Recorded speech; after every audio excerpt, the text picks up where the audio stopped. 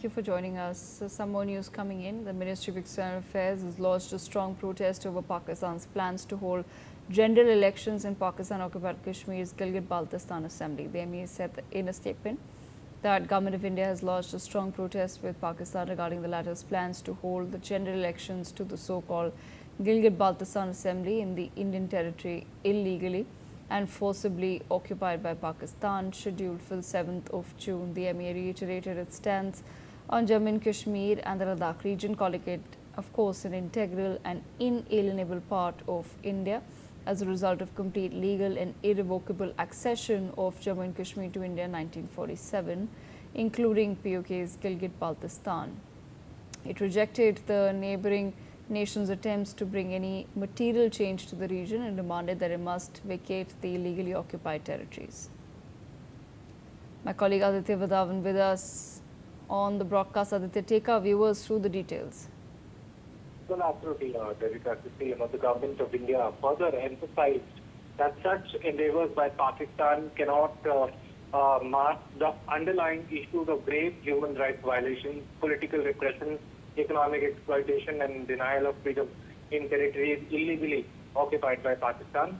The government of India categorically rejects any attempts by Pakistan to bring material change to areas under Pakistan's illegal occupation and underlines that such actions cannot hide the fact that Pakistan illegally remains in possession of Indian territories which it must vacate. And this has been a long standoff issue between India and Pakistan, and definitely now it needs to be seen how things unfold in this scenario. All right, Aditya, thank you so much for joining us. Ambassador Gauri Shankar Gupta with us on the broadcast as well. Ambassador Gupta, I'd like to understand from your perspective, what do you make of this move by Pakistan, the decision to hold assembly elections, given the sort of internal turmoil that Pakistan is facing currently? Good evening to everyone. You see, in 1948, when Maharaja Hari Singh signed the document of accession or the instrument of accession to India, then obviously the entire Jammu and Kashmir became part of Indian territory.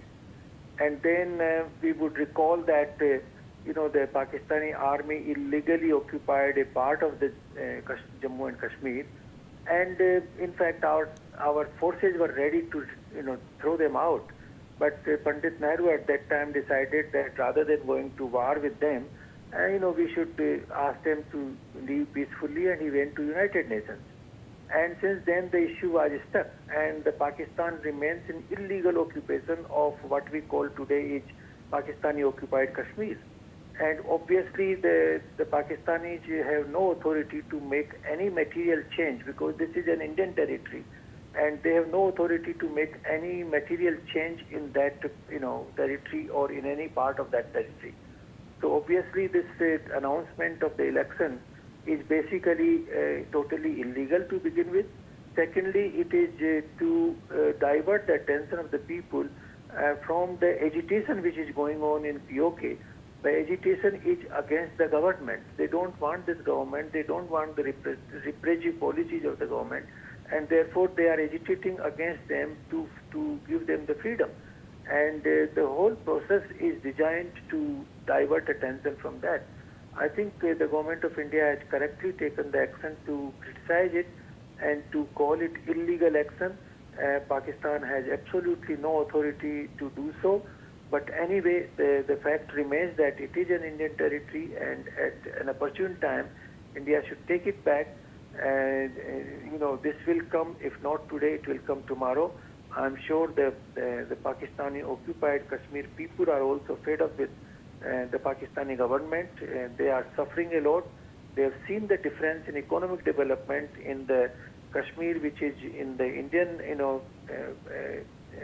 administered area, and the one which is in Pakistani administered area. There is a difference of day and night, and they all want to, join India immediately and enjoy the fruits of development which India has been able to provide to the citizens in the country.